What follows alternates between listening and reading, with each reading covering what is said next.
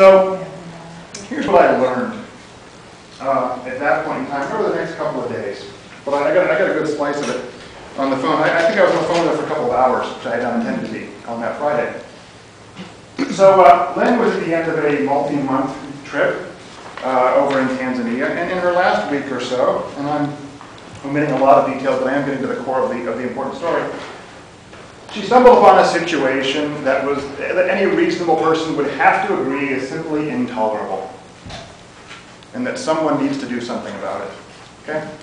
This is essentially what she stumbled upon. There wasn't really an orphanage per se. It's in the very small town of Mtwambu, I think Warren, Pennsylvania, for the total population, but it's actually smaller than that. It feels more like Clarendon or Youngsville in its size. It's agrarian, so the people disappear into the hills and the fields. So very tiny little place, really off the beaten path.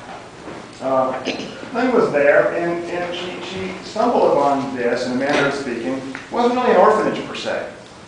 A couple of months prior to Lynn being there was nothing. There were a bunch of children on the streets, in a manner of speaking. Some had places to stay at night. Okay? Some were literally feral orphans, ages 2 to 6, living on the streets in a small town. Okay? Stop and think about that. You know, at one level, you toss up statistics like, you know, there are 14 million AIDS orphans in Africa. That's a statistic, right? But a child, a 4-year-old child living on the streets, that's a tragedy. Okay? So in this small community with very limited access resources, a number of well-intentioned individuals basically realized they had to do what they could for all of these children. And these children just sort of like coalesced into a group. And someone made their one-room mud floor building available for them for the children who didn't have a place to sleep in. And a few random volunteers got together to try to provide sort of like preschool for them and keep them occupied during the day. And they pulled together food to feed them. It just kind of spontaneously happened. Okay? But there was nothing like a solution to be posed with this. Okay? This is just something that happened spontaneously out of dire necessity for 52 children in the town of Mtwambu. Okay? Lynn stumbled upon this, and clearly, think about this. This is an intolerable situation. Clearly, someone needed to do something about that.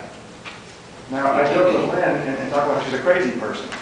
And I think she is. And I think that's very fair, because Lynn is crazy in that when she stumbled upon something like this, an intolerable situation, she decided at that moment that she was not going to tolerate it. Okay? That's what's different. All right? I'm pretty sure I would have kept walking. I would have felt really bad about it. It would have affected me. But I'm not sure I would have done what Lynn did. Lynn realized that someone needed to do something about it, but no one else was going to. And Lynn determined at that moment that this was her problem, and this was her responsibility. Okay? Think about that. Lynn didn't have a plan. Lynn didn't have any money. Lynn didn't have any particular excessive financial means personally. She didn't, frankly, know what the heck she was doing. This was, I want to say, about 2.5 years ago. But she determined that, the way she put it, all I could think of was getting those kids off that mud floor for the next 9 months, and that she had to do that. Okay?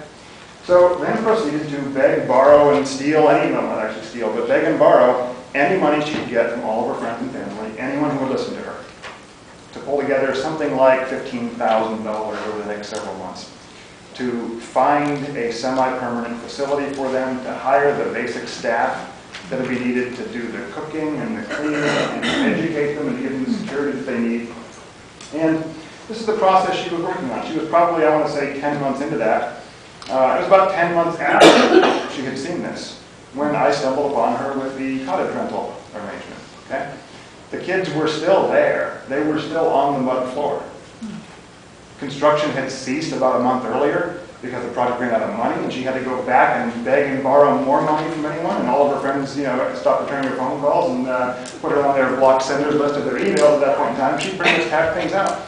But they were, it's fair to say, on the verge of being relocated into this facility. Okay? This is the basic story that I learned. Now, here's the thing.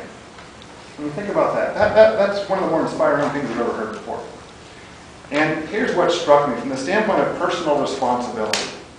This wasn't the abstraction of 14 million AIDS orphans in Africa. It was 52 specific, clear, and compelling tragedies. Or at least I should say they were potential tragedies. Okay? Because it didn't have to end poorly in these situations. And the thing that got me, probably it's good that this is on a Friday for me, because it gave me the weekend to obsess over this with nothing else to do. If I had a particularly busy day, then I might have moved forward and, just gone about my life and just kind of pushed it further down. That's an easy thing to do, living in a nice place like Warren, Pennsylvania, where we can take a whole bunch of things for granted. And the thing that struck me about this, from the standpoint of personal responsibility, is, I guess, just imagine, if you would, this is what I got stuck on. I was stuck in this obsessively for several days. If there were a child here in this room, in circumstances, anything remotely like what we're describing here for these 52 kids, in this room right now. So what am I talking about? Lost both parents with AIDS, 5 years old, standing over there, no food, no one to take care of them, and with you having the knowledge that no one's going to step forward if you don't. Okay? What are you going to do about that? I believe every single person in this room would step forward and take responsibility. Every person I know, every good person I know in that situation would step forward and take responsibility. Whatever that meant. You wouldn't hesitate. I believe that. If that child were sitting right there and you literally understood that to be the case. There's 100 other people in the room today. Someone will take care of it. No, if you really knew that it was not going to get taken care of, you would do whatever it meant to get that child to a stable, secure situation. And, excuse me. And I forgot, I actually had a spontaneous prop today. It sounds like a horrible cliche for this sort of thing, but I bought my cup of coffee, Fresh Cup, this morning, and I paid for it. It was like $1.64, and I took the extra change and threw it in the tip jar, so it came to $2. I'm like, they're not going to believe I just thought of that right now. But yes, for the price of a cup of coffee, that's what we're talking about. It was almost exactly what our budget shows per day per child in our Majengo Orphanage, to elevate them from that lowest possible set of circumstances up to having everything they could possibly want in life. Okay? That's what it takes to rescue that child, if you will, if we have the right people in place and are thinking about things the correct way. So what struck me is every decent person I know would take care of that situation if there was one child standing right there. But what if I said, well, the child's not there, the child is outside around the corner. You can't see him now, right? Does that change it? What if I said, no, the child's not actually there, but believe me, take my word for it, this is the situation, What if that child is separated by a distance of 10,000 miles and 9 time zones and language barriers and cultural barriers, and there are 52 of them? In my mind, I made eye contact. And I couldn't pretend I hadn't seen. I was haunted by this that weekend.